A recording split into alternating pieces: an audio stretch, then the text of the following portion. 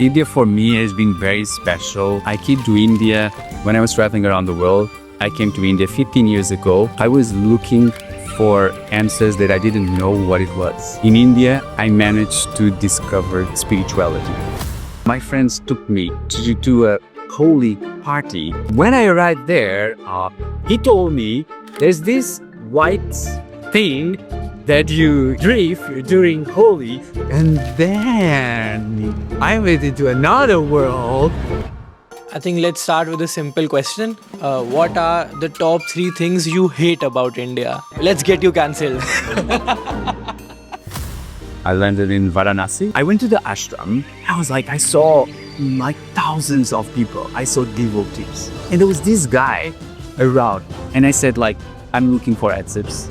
And he told me three things that changed my life.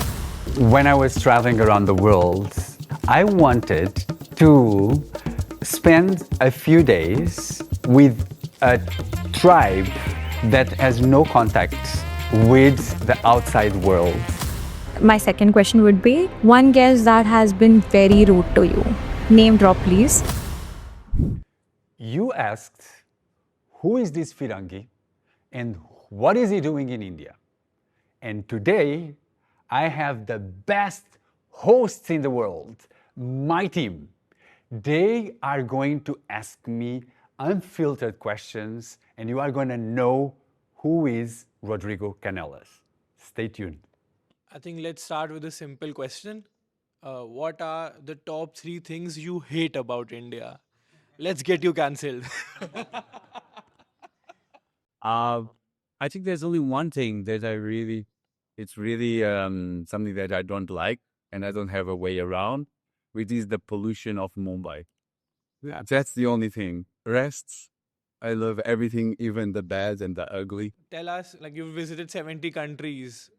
Which is your favorite country in the world except Portugal that you have visited, and why is it India?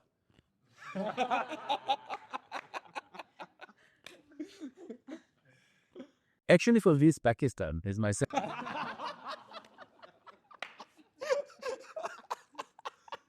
This will go viral. I think I have two countries which are my favorite ones, which I had the pleasure to live. The first one is Brazil, and the second one is India.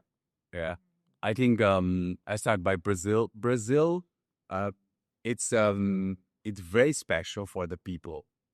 The people are, they see life very positive. They're always very, very, very, very positive, and they're always happy, and you can see that energy everywhere. So to experience that was very, very, very special. And the second is India. India, why is it my favorite one? I think my number one reason is I really love the spirituality. That is the first thing that I more connected with India. I love the diversity. It's so diverse. There's so many layers, so many things to learn. And to be honest, the third thing is Mumbai. That's the big reason why I love India is because of Mumbai. Mumbai is very special. But Great. yeah, Right, Rodrigo. So, so you've been doing podcasts for so long now. How do you feel when you meet personalities like Sri Ravi Shankar, Vidya Balan? How do you feel? Because if you see people in general, they die to meet people like them, the Gurudevs, the celebrities. How do you feel? you mean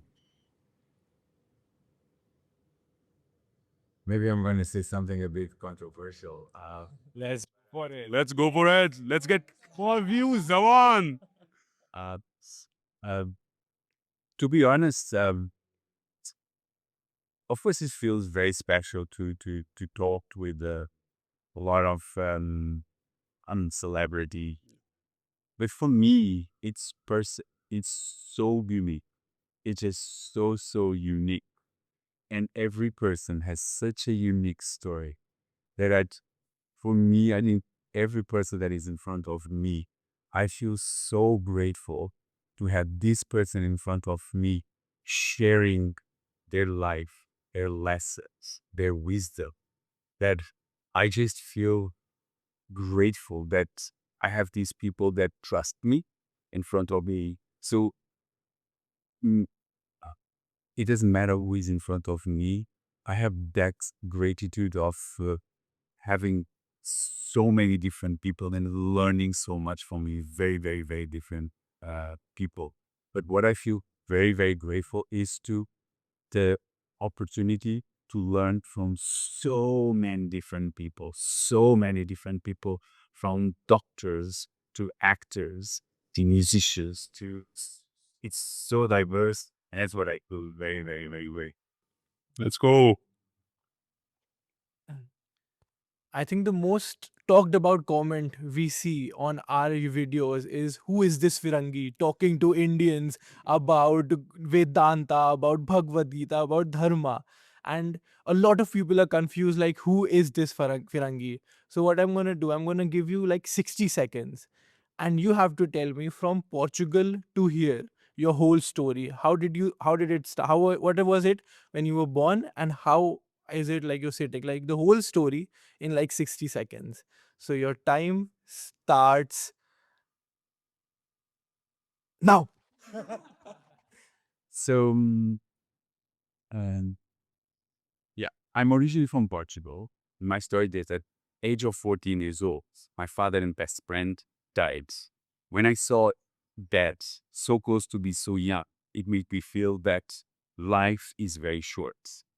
I went into this journey of feeling like I'm gonna enjoy life as much as I can, and no one is gonna tell me how am I gonna live this life.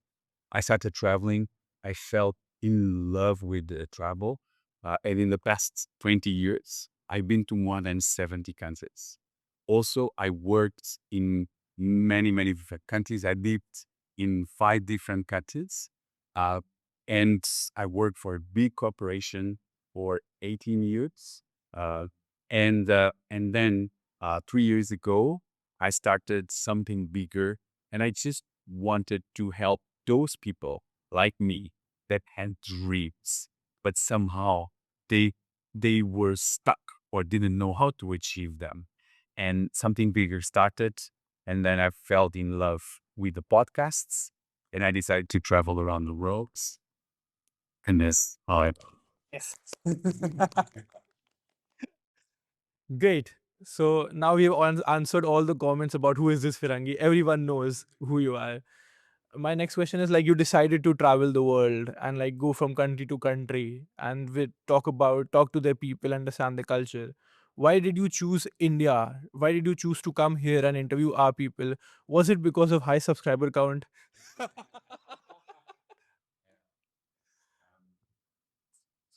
Um, India for me has been very special. I came to India when I was traveling around the world. I came to India 15 years ago. I was looking for answers that I didn't know what it was. In India, I managed to discover spirituality. And that was the beginning of my journey with spirituality.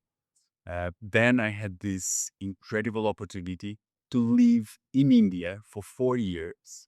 And I was working for a company where I was managing 600 people, and I was traveling all over India, like living and learning so many different cultures in India. So I think I fell in love with India. And I fell in love with India for the culture. It's just so rich, for the spirituality. Everywhere you can feel it. Outside, you go outside of your home, there's a little god in the tree, and that you can feel that spirituality.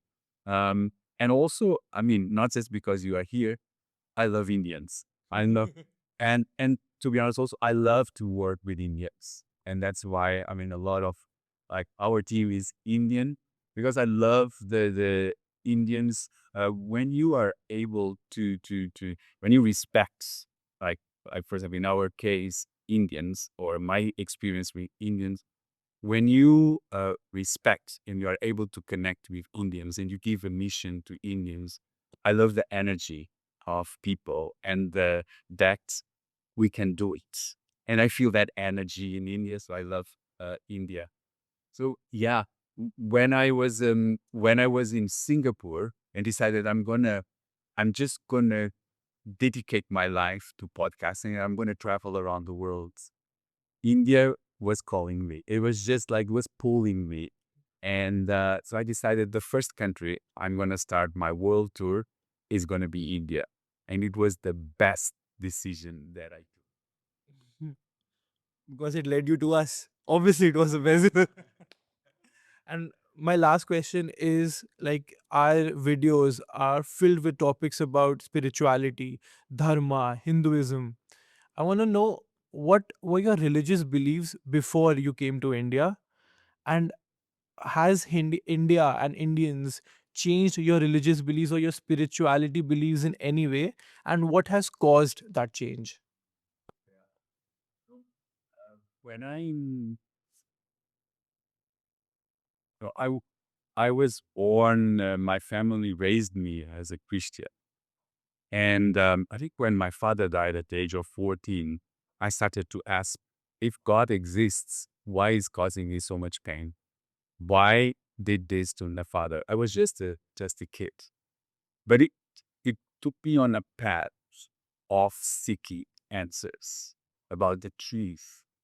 And I started to disconnect from religion, and I started to connect with something which I didn't know what it was. And when I came to India, then I started to hear topics like Dharma, about meditation, about the ego, the self, and that took me into a journey of spirituality. And when I mm, I had the opportunity to to to know about Bhagavad Gita, Mahabharata, Ramayana. And I felt that for me, my journey, what I believe, it's more about spirituality. And spirituality is just about going within, discovering your truths. I believe there's something bigger that we connect. We call it the divine, we call it God.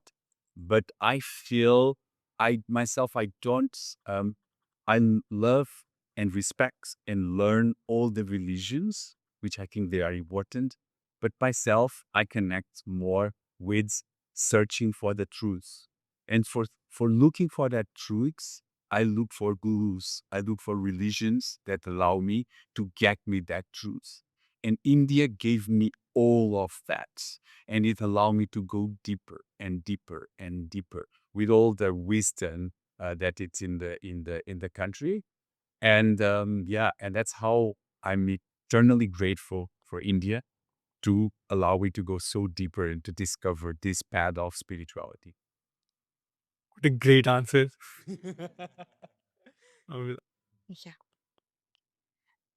So you have had like a 25-year experience with corporate, and then you started something bigger, right? There, And it's 18 years old. it's 18. Okay, okay, got it. Sorry. Okay. So you have almost like 18 years of experience in corporate, right? So then you started something bigger after that. So in that journey, did you feel like, and I need a story time, okay? I need like a story, like a small story where you felt like burned out, you want to give up, you felt like, I want to go back to corporate, I'm not getting what I want.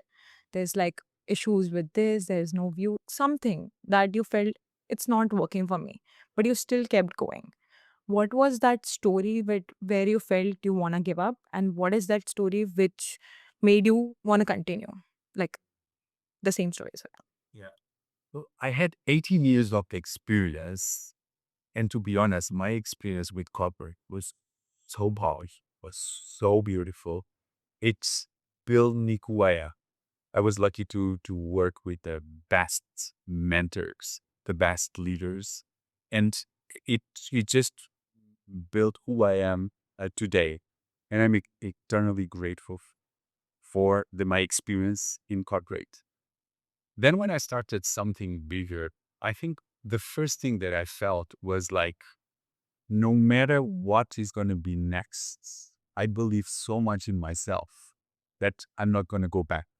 I burned all the boats. So I felt like I'm going to figure out this because this is my dharma. This is my path. And to be honest, there've been a lot of ups and downs. I think the most one that was very tough was last year. I decided to I felt that there was a huge opportunity with podcasting. But before I was doing coaching, training, and podcasting, and it was too much. I could not focus. And I took a big decision to, I'm going to stop coaching. I'm going to stop training. I'm even going to stop our revenue. And I'm going to go to India chasing a dream. And when I came to India, of course, everything was very beautiful. But when I came to India, then suddenly the expenses increased a lot. And then I was feeling like, okay, now we have a podcast. We need to have 1 million subscribers. We need to have 1 million subscribers. That's how we're going to make money. But it took me on a path of anxiety, of stress, and I could feel that. And even when I was talking with interviewing people, I could feel that anxiety, you know? And then when I was talking with a coach told me, like, I mean, why 1 million? You just have 1 million that is just in your mind and it's creating you anxiety and is removing you from being present. And I felt like, what if, what if it's going to work? We are going to make revenue. We are going to make this work and it's going to be sustainable. You just need to do one thing, which is you just need to be sitting in front of a guest. You need to be present and you need to have fun. And that shifts from the future, which I could not see, from anxiety to just my goal was just stay present, connect with the guest, and have fun. And suddenly I saw our conversations improving, our numbers improving, everything improves. And it worked. So it was very, very tough. But that shift, that mental shift made all the difference.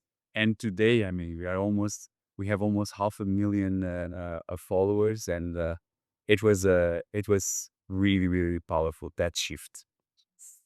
It's all worth it. That's only. My second question would be, has there been like, we interview a lot of guests. One guest that has been very rude to you. Name drop, please.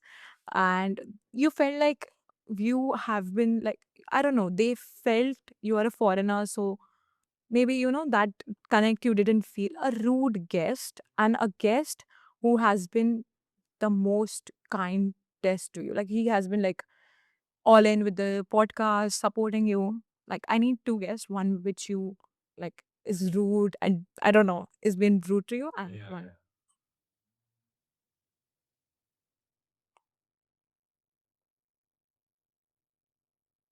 Name drop, please. Name drop, please.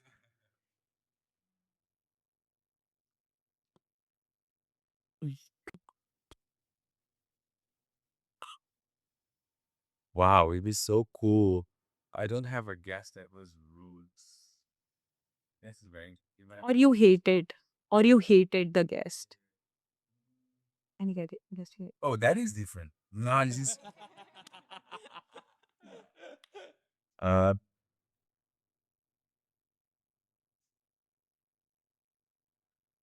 Do you want to answer in a way where uh, you approached the guest, but you got a very rude reply? Yeah, exactly. The guest was not never on your show.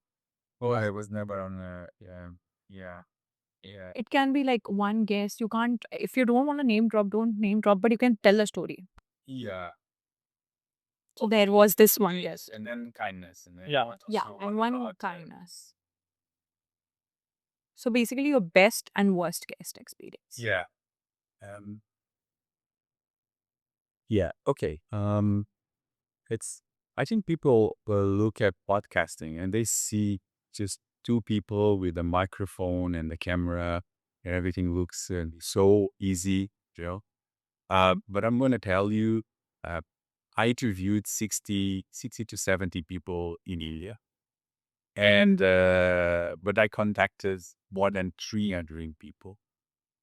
And I got so many no's, but so many like in your face, no, no. Some of them is because maybe you are not big enough, or maybe some of them it's because or you're not too good.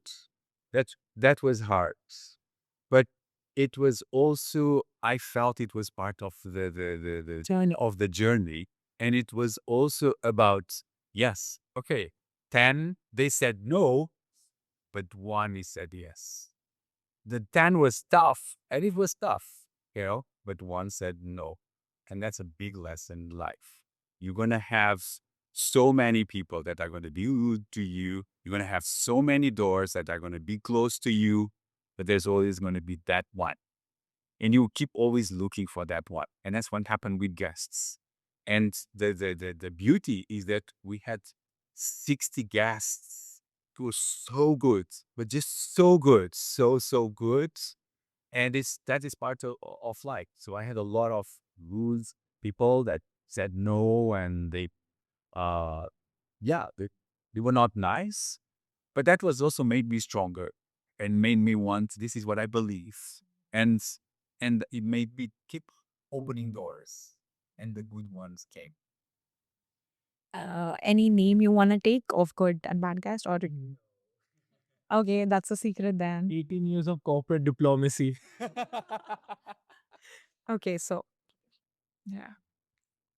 So, two questions for you. Okay. Are we the high performance teams? I did many mistakes. It was unbelievable the amount of mistakes that I did in this journey. But I think those mistakes were what also took me here. But I did a couple of things that you're right. And I think the most important thing that I did was about bringing a group of people that they believe in something bigger and they're willing to go out of the comfort zone and just create a little impact in the world.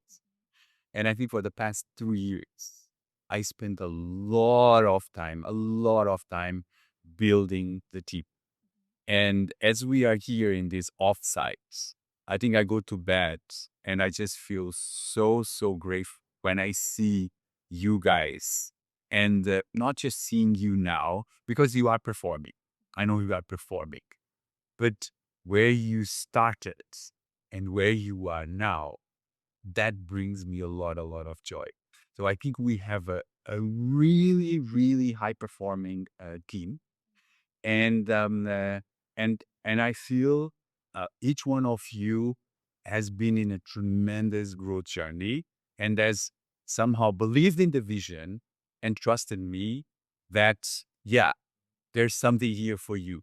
So I feel very grateful and very happy that we today we have a group of people which are excited about creating impact in the world, which are willing to be uncomfortable, to grow, and and want to have fun during the journey. And I think I found those people, and we're gonna find those same people that are gonna come and make something bigger, even bigger.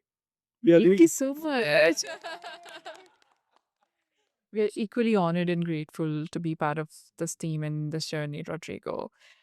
One more question would be, who are the top three guests that you would love to have in the podcast, but for the India season, that you absolutely want them? There are three people. Yeah. There are three people that I'm going to interview in the future. I know about that. The first one is Shah Rukh Khan. Happy then, and this is in as the artists, I really admire him too. That is Shah Rukh Khan. The second one is in the sports, is Virat Kohli. And the third one is in politics. And I would love to interview Mr. Modi. Yes. Let's manifest it. I think It's out there. now it's out there. Yeah. And hopefully, after this goes live, by the time we have one, at least one of the guests that we are going to interview, and I know that Rodrigo is going to make it happen. So thank you so much. On to the next. You mentioned that you love India's culture and spirituality. So I'll have three questions based on that. Can you share your journey? How did it start, your spiritual journey? Let me frame it again. Can you share your spiritual experience? How did it start in India? A little bit more, yeah. So 15 years back, I was, I took a break and I traveled around the world for 15 months. I went into the 4 continents. I went 14 countries. And my last country, guess which one was it? India. Yeah. I came to India. I was looking for answers. I'm, I arrived in the north of India. I landed in Varanasi. And it was such a strong experience. Varanasi is very, very, very special for me. It's like, it's so intense and so many things happening. I really, really loved.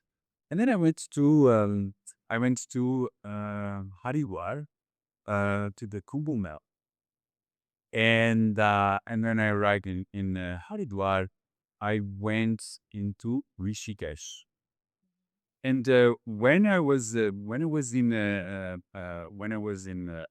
Haridwar, I was in a hotel and I met an Indian guy, and I was seeing that there was a guru, and there was this guru with a lot of people. And and then the guy said, "Look, he's here in Haridwar. Go to his ashram." And I went to the ashram. I was like, I saw like thousands of people. I saw devotees, and there was this guy around. He was happy the entire time. There was so much happiness coming from within, and I could not communicate with him. But somehow he connected with me, and would spend a lot of time together. And he kind of, yeah, I felt that he loved me, you know, and he loved me, and he was always happy. I started to talk with people, and like this kid, he said he abandoned everything in his life to dedicate to follow this rule. And he said he didn't have anything, he didn't have anything, but he was so deeply happy. And that started to think about, wait a minute, but in my country, or people want so many things, there's so much unhappiness, but this kid is so happy. It just, where does it come from? He doesn't have anything. That was like, huh, there's something here. Maybe less is more. So that's where it started that journey. Then I was called to one of the disciples, and I said, like, I'm looking for answers. I'm looking for answers about myself, about religion, spirituality. And he told me 3 things that changed my life. The first thing that he told me was, in order for you to find your answers, you will discover them through experience. That was the first thing that he told me. I said, like, wow, that is interesting. So don't overthink. It will come to you to experience. Second, he told me, look, religion is one thing, spirituality is another thing. Like, ah. And the third thing, you need a guru to help you in that journey. And like, interesting. So that made me think about, maybe I don't need my guru, but I need gurus to show me the light. And then I went to Rishikesh, and I started watching satsangs, and then there was all these conversations about the consciousness, about going within, and discover yourself. I'm also saw a lot of talks from Sri Ravi Shankar. There were a lot of like seeds being planted inside of me. And I remember that point, I felt like, okay, from this point, I'm going to give away everything that I have. I'm going to have only 3 bags in my life, and I'm going to travel around the world. And that's what I did. And still today, that's what I do. I don't have much in my life. I only have 3 bags. And I just go from country to country in that journey, like these kids, just going within and just be happy because you are happy and you don't need anything. And you just go around the world looking for that inner truths and being just being happy because you're happy, and at the same time trying to create a little impact in the world. So that was my spiritual journey. And then in the past 10 years, then I went very deep in terms of meditation and in terms of uh, understanding the ego, the self. And then I went into now this time talking with swamis, gurus, and allow me to go deeper in my spiritual journey. So that's it. So I'm now in my journey with 3 bags, being happy because it's a choice, and trying to make this world a better place and having a little bit of fun while I do it. Beautiful. Okay. My second question is, you didn't talk about food much. Let's ask about that. So, in India, food is a big thing. Like with culture, spirituality, then comes food. So, which dish you loved the most Yes. and one dish that scared you? Like, I'm not gonna have this. Yeah. Yeah. Uh, And yeah, I think you're right. I think it's unbelievable. The diversity of foods in this country is just so unbelievable. It's really even hard to think how is it so different? And it's just so, so good. My favorite dish in India, it's biryani. Yeah. And I love the biryani from Hyderabad and from Kolkata.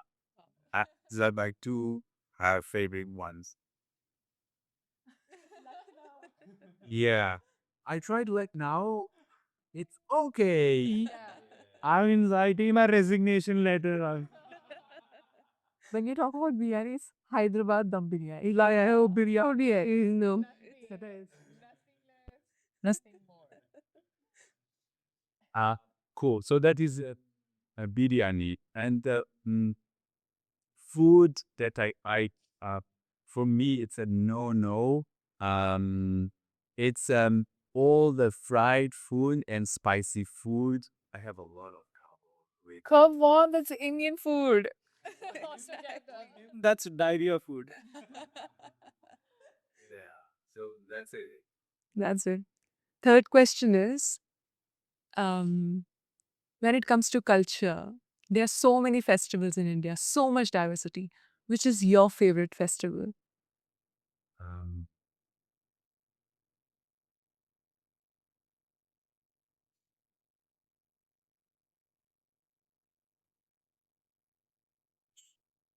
Holi, Ganpati Utsav. it's in the Holi and Diwali. Holi and Diwali. Yeah, share everything.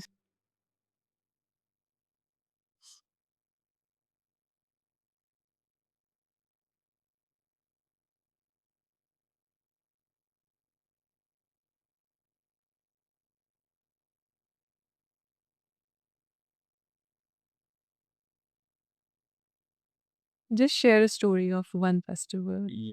you experienced. Okay, let's go. Want to go viral? Yes, that's good. Maybe no back at cities on camera, but let's go. It'll see Isaac. Uh, yeah. So,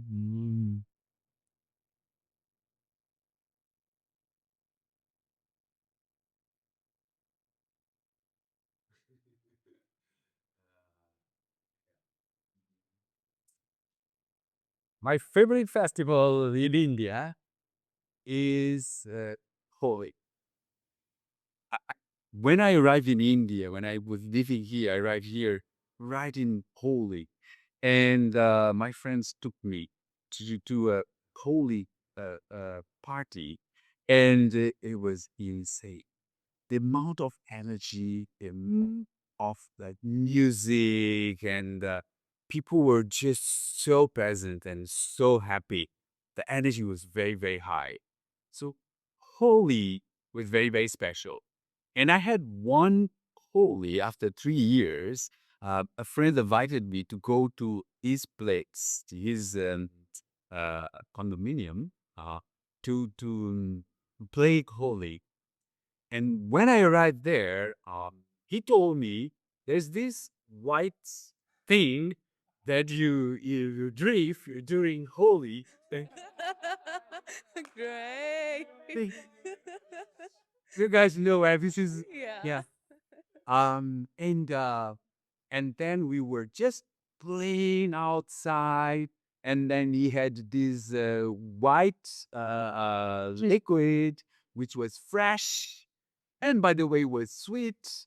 And I had a couple, and then I was like partying and partying, and they said like you will feel something, but I didn't feel anything.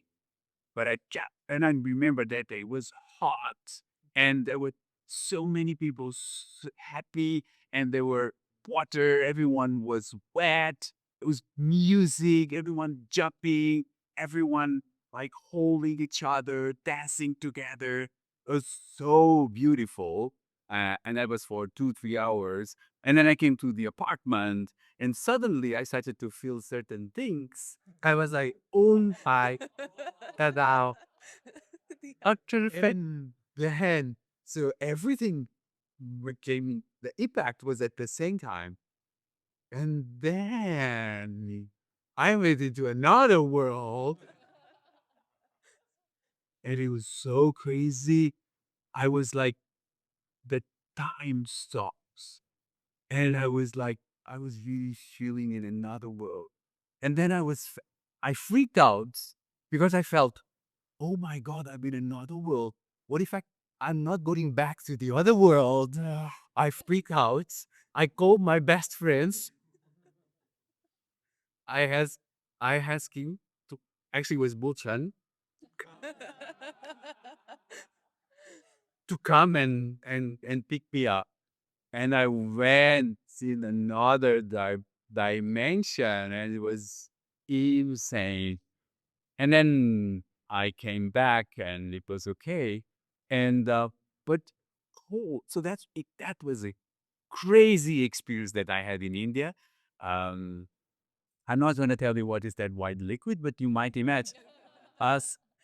Uh, and yeah, it was special. But holy, I'm I really like when people are happy and there's energy. And holy, it's all about that. It's about happiness. It's about coming together, and it's about letting go of the pasts, and the water cleans everything, and you just go towards the light again. Thank you. Yeah, that's it really. Guys, you think this one is gonna go viral? 100%. The white liquid is gonna go viral.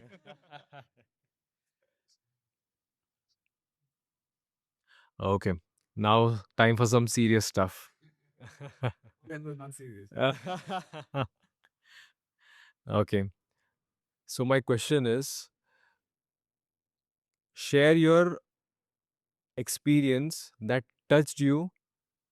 It was like the most emotional experience you had in India that touched you like anything. Wow, that's so many.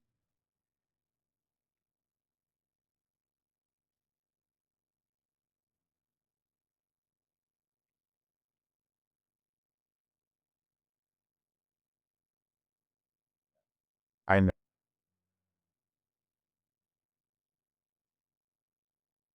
Um,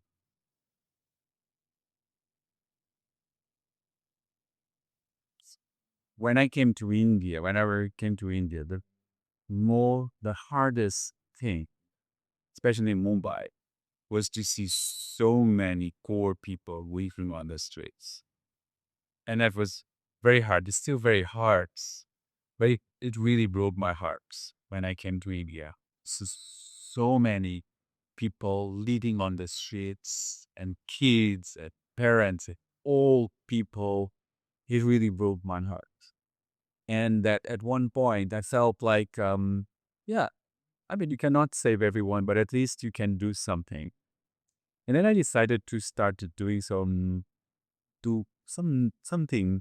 to help others.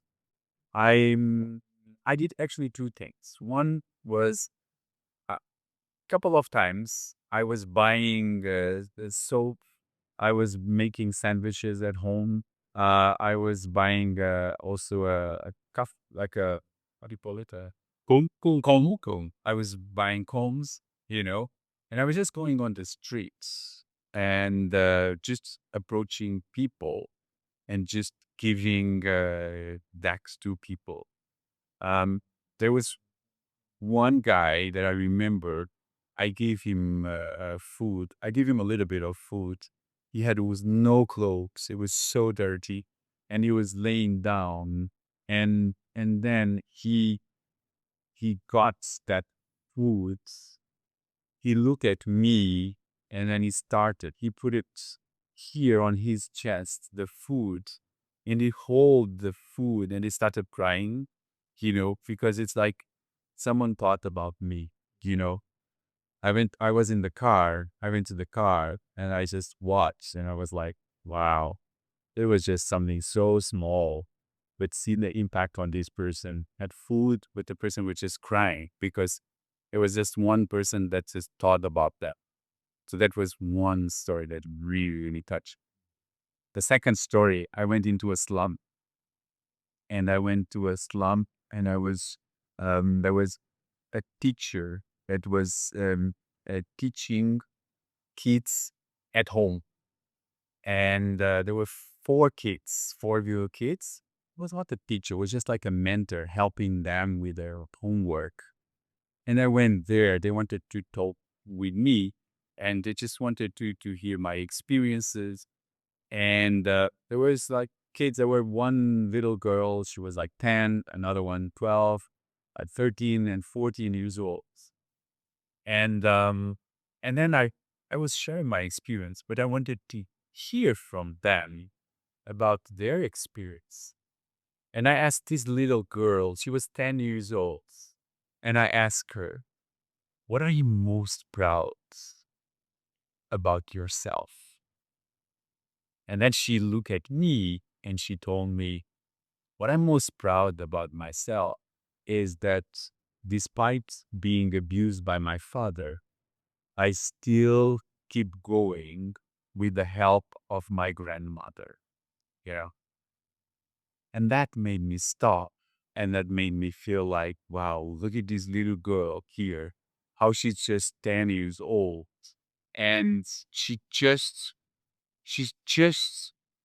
keep going despite all the issues that has in her life. Imagine what it is to be abused at home by her own father. And she just keeps going despite everything that happens. That really touched. And that also taught me that's like, we have everything, we have everything, you know, and we are always looking like, oh, my life is not good. I don't have that.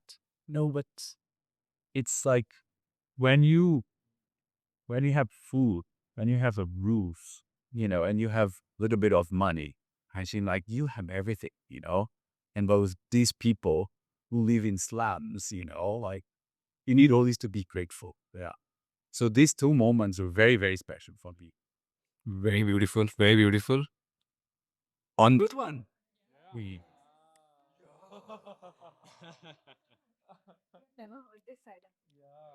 yeah. Yeah. One more question was, can I ask you a personal question? There's no personal question. Everything it's about something bigger and creating impact. So yeah.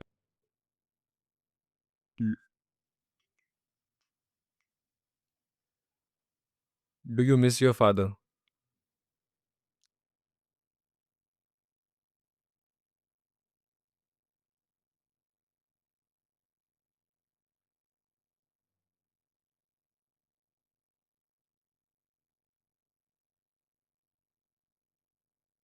The funny thing is that it's crazy, but I really feel that my father is with me. Beautiful. And I learned in life that something that's been guiding my life is radical acceptance. Whatever happens to you, you just accept it. Doesn't matter what it is. And you own everything that happens to you, you know? So I just accepted whatever happened to me with my father. I just accept it. And I look back and I just feel like whatever moments I had with my father, that was the moments that it was supposed to happen. And I shared, Jerry, that moment. And life wanted me to be like this. And what happened with my father was the spark for who I am today. If I'm today touching millions of lives, it was because of what happened in my life. And to be honest, I never said this to anyone. The something bigger for me is a tribute to my father. He was 39 years old when he died, but he had this heart that in his heart he just wanted to help people.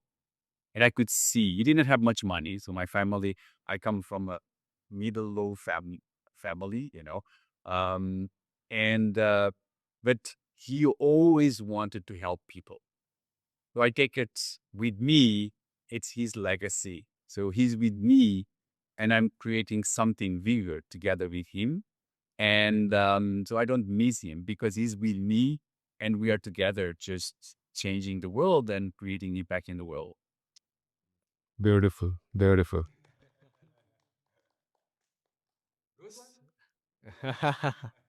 so, on that note, if you get an opportunity to speak to your father, what would you say to him right now?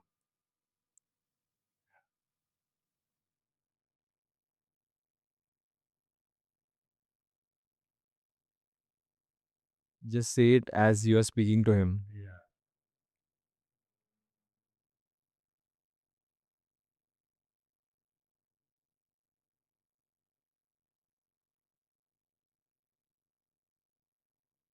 I mean, what I would say is that you are such a special human being, and you create so much impact around you, and you are going to be remembered forever by the people that was around. Great. Well done. Okay. So many emotions coming around right now. So you were 14 when you lost your best friend.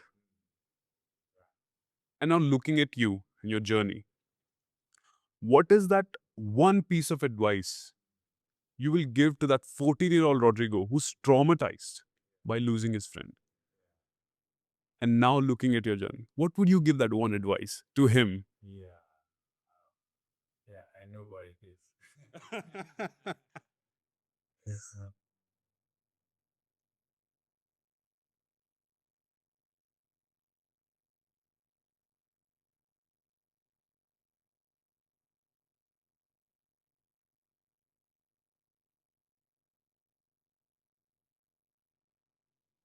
I think the advice that I would give is,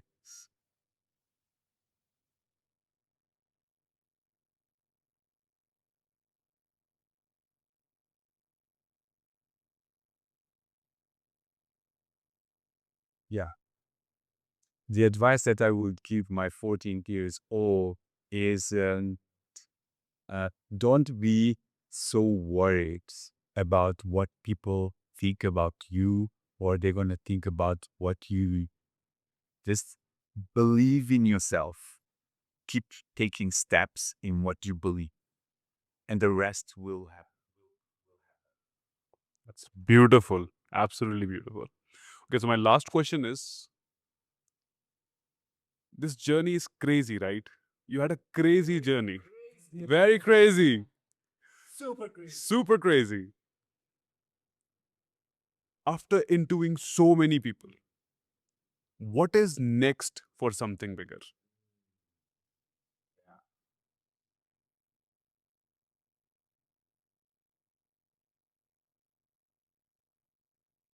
To be honest, when I look at where we are today, sometimes I have to pinch myself to think about is this real? Like, like from that guy that arrived in India with a dream and three bags, and like we we had let's say 3,000 subscribers on YouTube, and I was just trying to find a place and started interviewing people, and today we have um, uh, 500,000 followers. We are reaching 8 to 10 million people a month with our contents. It's insane. It's even hard to believe. But here we are, you know. Our content is reaching millions of people. Next, for something bigger, is we want to help people really in their journey, in their transformation journey. We want to help those people who are stuck. They have a dream. They had these desires to create an impact in the world, but somehow they are stuck. We want to help those people, and we want to create impact thousands and thousands and thousands of. That's what is next for something bigger. Let's go. Touch wood for that. Touch wood for that. So, just a random question. Yes. There's so many comments for you. People are comparing you to, oh, he looks like Trent Bolt. Oh, no, he looks like that actor. Do you have any comments for that? I think, and looking at the comments has been a very, very interesting experience for me. I went from being super scared of having negative comments. And actually, I still remember the first time I had the negative comments on social media, I freaked out. I wanted to remove the posts. And then I understood that whenever people are commenting, it's not about myself, it's about themselves. Okay. So today, when I see the comments, I respect every comment because whenever people are commenting on our videos, it's not about ourselves, it's about themselves. So that is huge. And that made me feel like when I look at the comments, I just feel happy. Negative, positive. I look like a Bollywood star. And I just feel so grateful that like there's so many people that they are commenting like negative, positively, but at least we are giving a platform for people to express themselves. And that's what we want. We just want to create something bigger. And if we help that person, which is somewhere we created a little impact, and the comments share what they were feeling, either positive or negative, I'm happy with that. So I love positive, negative comments, and how I look like. So I really have fun with our comments. Let's go. So yeah, I just have like a couple questions. First, like taking from Adiraj questions. First of all, Adiraj has killed the energy of the room. Like we were so happy. We were talking about Holi, Bhang, dancing in Holi, playing with colors, and he's like departed father, poverty in Mumbai, hungry people. So kudos, bro. But like if now I think about it, like as you said, something bigger is like a tribute to your father. I want you to give advices to people who have lost someone and cannot deal with that and get succumbed to that loss and never cope up with it. And but you, on the other hand, like, you dealt with it, and you had no money, and you're sitting on the other part of the world right now, very satisfied, building your own company, managing your team, and saying that this is the tribute that I want to leave my father with, like a huge company, not that I'm going to be sulking in a corner. So what is your advice to people who get succumbed to that pressure, of that loss? How can that come up from that? For me, I feel gratitude because I had the opportunity to have the best father in the world, and I had I had the opportunity to spend 14 amazing years with an amazing person, and it was perfect the way it was. So I remember him not with a lack or missing, but with gratitude and accepting that life is this is life, and we are playing the game of life. You know, we cannot control. That's where it comes. What I was telling before, you just accept everything that it comes to you. We're just travelers in this life, you know, and we get attached to people and like so that's why for me now it's just about you live your life the best that you can and you do the best for the people who are around you. That's it. And whenever for some reason they are gone, you just understand this is life. But you see that it comes from a place of love, that this person had a role in my life and I accept it. And now I transform whatever happened to me into power. If my father died, okay, what is that positive for me? Okay, my father died, so let me now. I'm gonna make him proud of myself. I'm going to live the best life. If he would be here, he wanted me to live the best life. Yeah. So I'm not going to feel bad about it. Of course, I grieve that it took me a lot of time. But my suggestion for people is if you lose someone, it's okay. To, take your time to heal. Yeah. But just remember that now the person would be much happier if you keep going your life and if you keep living your best life. Yeah. Because there's nothing that you can do. And you just feel proud about the person that it was. So that gives you power and into something that now you can control, which is this way ahead. And if you keep looking back, it's you going back. It gives you sadness, it gives you anxiety.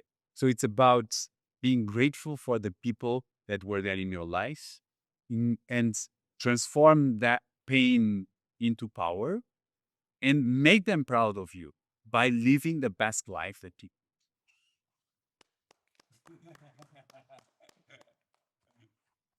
My God, this was so touching.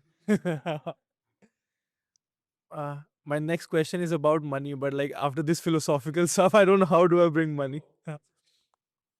uh, so I think the question I have in my mind is like a lot of people in the corporate world right now. Maybe that's just, I just use the water. Yeah, yeah, Yeah.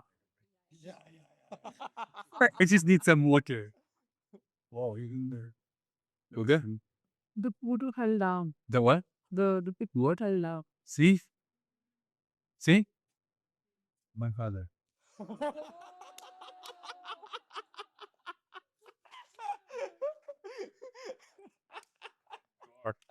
That was that. I'm scared. Could you tell him to give me a raise? Oh, he said no. So my question to you is that today in the corporate world, a lot of Gen Z and millennials are struggling. Yeah. They are taking loans and they are not able to generate wealth or accumulate wealth because in corporate world today. But you, on the other hand, were able to generate enough wealth to sustain a company for more than like 3 or 4 years and also fund your travel adventures. What were you able to do correctly in the corporate world that you were able to reach that point? And what can the young people do to achieve that what you have? Yeah.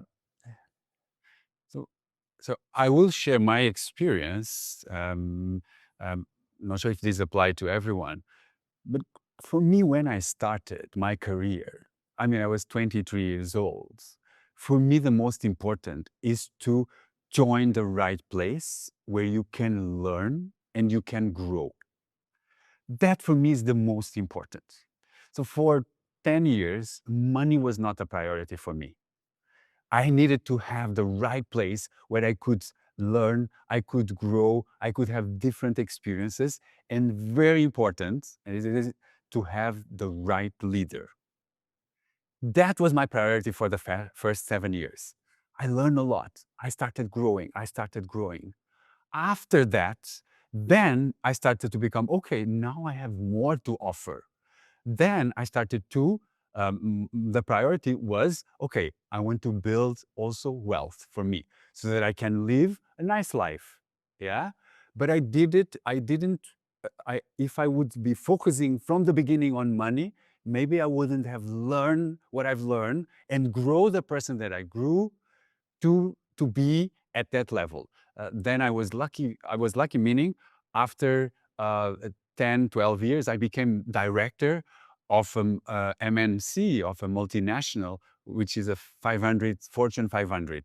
I became a director, but I got there because of this. So my advice is when you're starting, join the right place. And the right place is where you can learn, you can experiment different things, and you can have the right manager. If you have the wrong manager, you're not going to grow.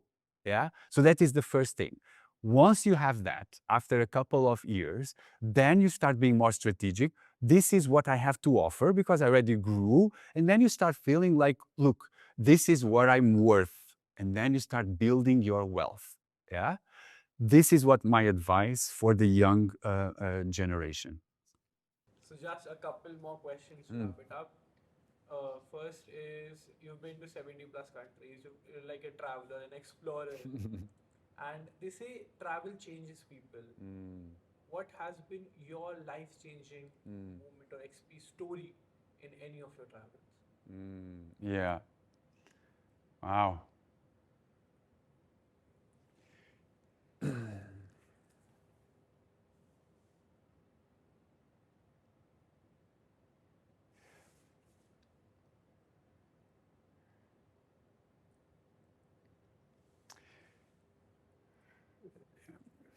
So,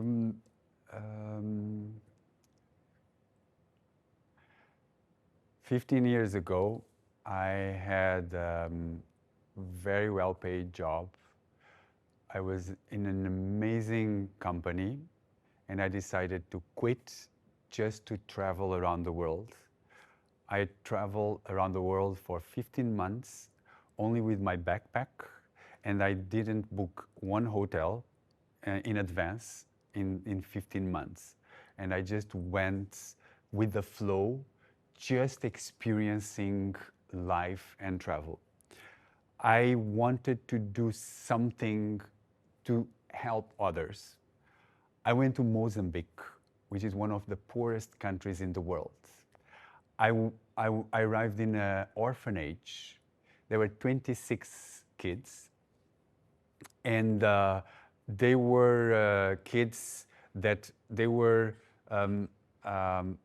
through the most horrible things, from rape, from physical abuse.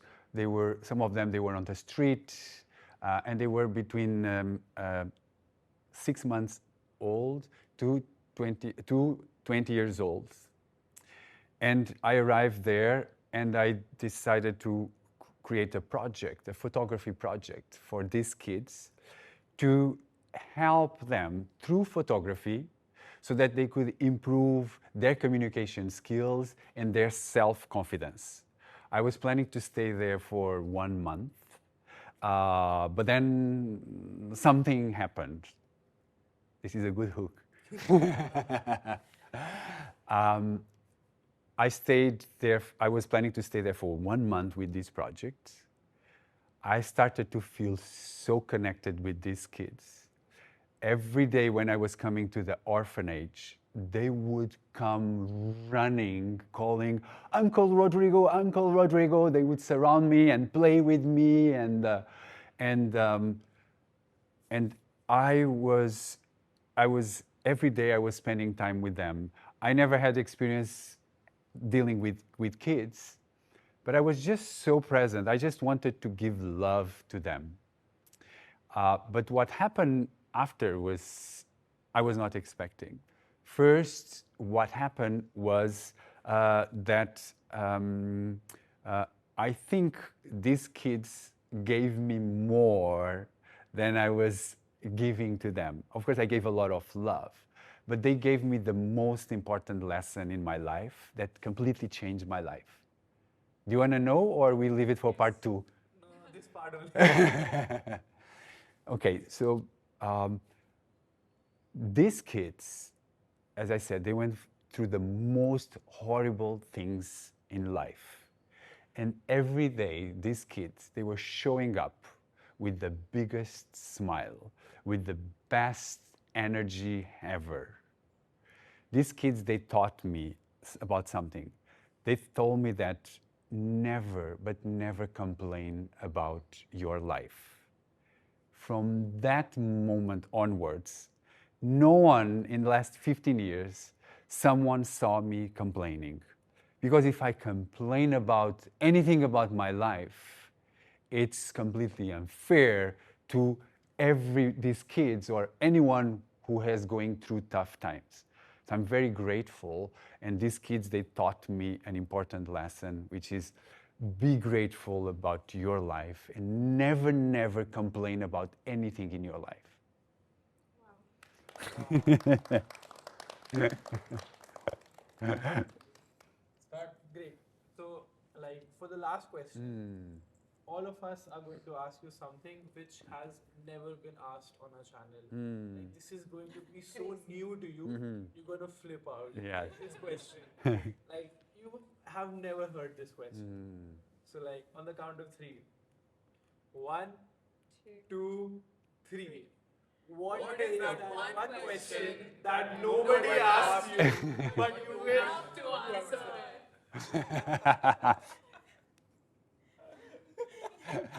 Good one, guys. Good one.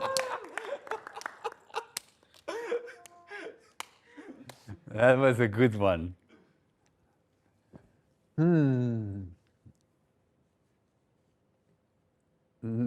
Okay. Are you ready?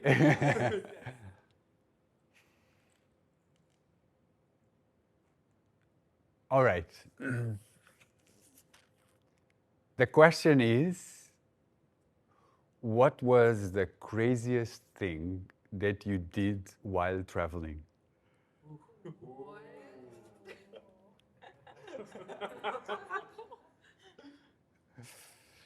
Okay.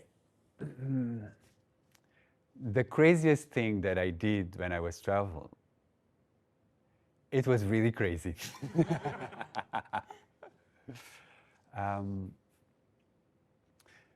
When I was traveling around the world, I just wanted to experience. I wanted to experience life, and I wanted to be out of my comfort zone. And one experience that I wanted to spend a few days with a tribe that has no contact with the outside world. Yes, it sounds crazy. And the objective was to make it out alive. Yeah. So I had this dream of spending time in a place where people don't have contact with the outside world, a tribe. So I went to Brazil, and I went to Amazonia, where there's a lot of tribes living there. And I knew someone in Amazonia that knows a lot of people there. I called him and I said to him, look, I want to have this experience, live in a tribe, and I want a real experience. He just asked me these 3 questions. Look, I called, when I was talking with him, he said, I have only one question for you. Do you want the experience to be mild, average, or really aggressive? Guess what I said? Aggressive. He said, okay, give me a few days. After a few days, he told me, I found this tribe that I think is good for you. And I said, like, just tell me the name of the tribe. He told me the name of the tribe. I went to Google, and there was nothing about this tribe in Google. This is the place. And he said, look, but what happens is this tribe, they are not governed by the laws of Brazil, of the government. Whatever happens in this tribe, they handle. Yeah, so there's no, if something happens to you there, yeah, like the government cannot interfere. So that's my beginning of the story. So now he's like, how am I going to go there first? And how do I get out of there alive? Then I was in the center of Amazonia. I took a small plane of 1 hour to a small village. There I had a kind of a guide that was speaking Portuguese, but he used to live in this tribe. Then I took 8 hours in a small boat full of petrol for 8 hours, a small boat full of petrol in the river in Amazonia for 8 hours, yeah, with a guide and a boatman. But the interesting thing is, in this village, everyone was telling me, don't go there. They are going to steal your camera. Don't go there. They are going to make you eat monkey. Don't go there. You're going to get malaria. They're really dangerous. Somehow, there was something inside of me telling, I have to go. I don't know where that comes from, but there was this something inside of me saying, you have to go. And I went. And when I arrived at the first, they have like, it's a river, and they live by the river. And they have a big, the tribe, they are split into three. There's a small tribe in one part of the river. Then there's a second small tribe, and there's a big tribe with more than 1,000 people. What they do is it's like a protection. You go through the first tribe, then from the first tribe you go to the second, and then to the third. And then I arrived in the first tribe, and they were looking at me, and they were like, who is this guy, you know? And then I was explaining, I was just saying, look, I'm curious, and I'm curious about to understand how you guys live. But they didn't speak my language. So the guide had to translate. And they said, okay, you can go to the second village. When I went to the second village, I met the chief of the village. And the chief of the village was very curious, what is a Portuguese wanting to come here? And I explained, I'm curious, I just want to have this experience. And then he said, like, okay, you can go. What you do, tomorrow morning, you go to the next village, to the big village, and I will inform. But we have a little bit of a problem with the radio. So they don't have a lot of electricity, but they have a little bit of electricity just for the radio and a little bit of light. Yeah. What happened? The next day, I woke up, and then they said to me, look, the radio is still not working, but we will fix it. You can just go. I said, okay, I'll go. Then in a little boat, here we go to the big village. And then when I was arriving there, like then a lot of people came to see what it was. And of course, there's like, it's just for you to have an idea, people half naked, and they don't have any contact with the outside world. And then when they come, like there was a lady that came in front and spoke with the guide. And then they were talking and he was explaining, but I could see by her face she was not very happy. And I was like, So then he came to me, is that they didn't know we were coming. And I was like, okay, now what's going to happen? So then the lady said, is like, look, the chief of the tribe is not here. He went to hunt. You can stay here. You cannot take photos, but you have to wait for the chief to talk with you. He wants to talk with me. Why he wants to talk with me? So then I was there and I went around. And it's like, imagine, it's like these little huts made of, it's just made of mud. And the kids walking around. I remember one time, I was walking around and the kids were running away from me because they never see a white guy or someone from outside. They never see, so they were just like afraid and they were running away from me. So imagine the people, the way where I was. And then I was walking around and I was like, wow, this is so cool. And then I went to talk with the wife of the chief, and I could see that the guide was getting a bit anxious. Then I was feeling a bit anxious. If he's anxious, and then I was thinking everything like, imagine, the chief can come, he can think anything. He can think, oh, my little Portuguese, come here, let me hug you.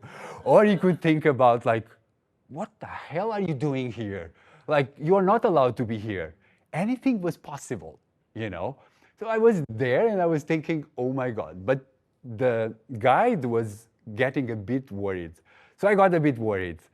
So then he was not coming and it was getting late. And then I was really worried. And then I said, look, let's sit with the wife of the chief and let's talk. And then I wanted to understand why they wanted me to talk with the chief, like what it was. And I was imagining everything.